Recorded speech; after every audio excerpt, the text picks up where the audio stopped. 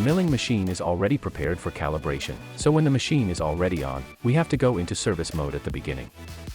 There we find TK 0 point, and that is the program that we have to start for calibration. What we really have to do here is 0 point and B-axis calibration.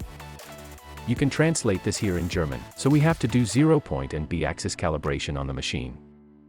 At the beginning we have to select the machine, in this case it is the 350 machine, which we have to calibrate now. Everything else here at point 2 is in the info field, which we really have to go through. First of all, we need to start the remote software, which is the face program. Then we have to find the exact ISO file. For calibration, this is calibration body -0.3 -12.ISO, which means these are the positions of the test body, which we want to mill for calibration at the end. What we also need is the tool, which is T11, almost 2.5 mm PMMA radius milling machine. And when we have everything, we can start the milling process. I then go to the remote software. Here we have to find this calibration body ISO file. This is in the subfolder of the 350i calibration body, and we have to open the appropriate 0.312 calibration ISO file. Of course, we need the appropriate holing for calibration, which can be ordered directly from Dental. This is the calibration disc, 15 mm high, which we have to clamp into the machine. Of course, so that there is free space at this position, because the two calibration bodies are milled here on this side. This means that we can use the two screws as a reference, because the calibration bodies are milled here at the end. When we have started the calibration program, we mill the two test bodies.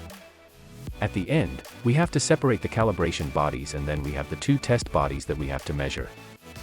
It is also important here that one is marked from above, one is not. We have to know exactly, because it is important which position, which test body was milled. When we have milled the test bodies, we come back here in the TK 0 point. We just go on, and here we have to enter all the values. To measure the calibration bodies, we need a gauge. And with this we can measure the wall strengths. In the program we also see for the two test bodies, first I start with the marked test bodies from above. We have to measure the shorter side and then enter the values in the software, then measure the longer side, also enter the values, and at the end also measure the ceiling. When the first calibration bodies are ready, we do the same for the second, and we enter all the values here. When we have measured the calibration bodies, we first have to close the remote software in the background completely, so that we can overwrite the data sets. So we can't overwrite the calibration data set if the remote software is running in the background. That is why it is very important that we have closed all programs in the background. When we have the values here, we just have to calculate the correction values.